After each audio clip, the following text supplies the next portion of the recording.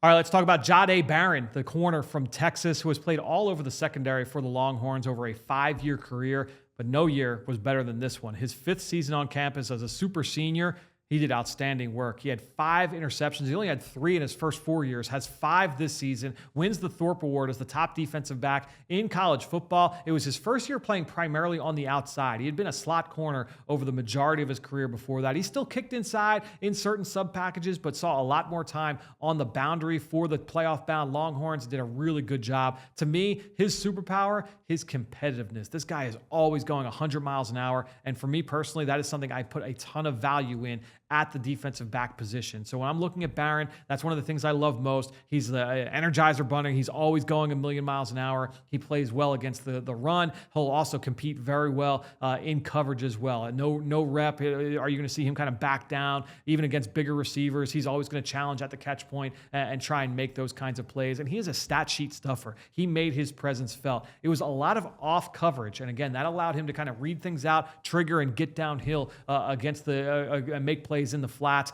He was used a lot in underneath zone coverage. You think of like Jahdae Barron, who became a Hall of Famer for the Tampa Bay Bucks, playing in that Tampa 2. When you're looking at Barron, that's kind of the usage. Some of it was in the middle of the field, obviously playing in the slot, but a lot of it was underneath, and I'm just going to read, react, and go. I'm going to challenge everything in front of me, and that's kind of the way that Barron was used at Texas, but that allowed him to rack up PBUs, TFLs, hits on the quarterback. He was always around the football in a lot of different ways. I mentioned the interception production this year. He made QBs pay for tips and overthrows. A couple of his biggest plays this year happened where it's an errant pass and he's able to make them pay and come away with the turnover. And again, I love the competitiveness. Now, I will say, I personally am a little bit lower on Jahdae Barron compared to consensus, compared to most draft analysts. And the big thing with me when I'm projecting him forward, I do view him as a slot corner only, and I think that there's a little bit cause of concern about what the scheme fit is. I don't think that he's going to be a consistently great man-to-man cover corner. I think receivers, when they've got that two-way go on him in the slot, he can be attacked vertically. I know that he ran 4.39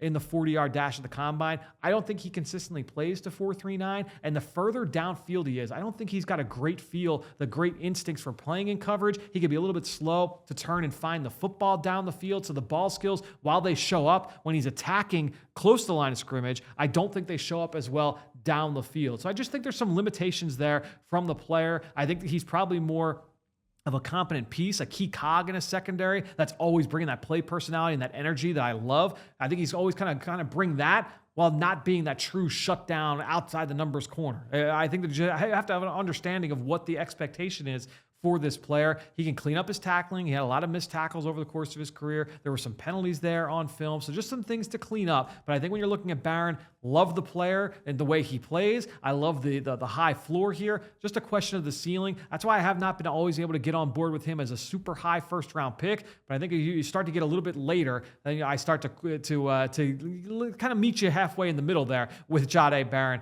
and the projection. But that said, I love the way the kid plays. I love the production this past year. I love the versatility in the secondary. There are just some things from the further downfield he gets, the more concern I have personally, especially with a guy his body type. He's under 5'11". He's got under 30-inch arms. That lack of length can show up at times at the catch point, at that moment of truth, trying to find the football and make plays on those contested jump ball types of throws, which that's going to happen when you're down the field. So Jahdae Barron, I like the player. What's the ceiling? We could talk about that a little bit later, but he's going to be an interesting player, certainly to track here in the coming years.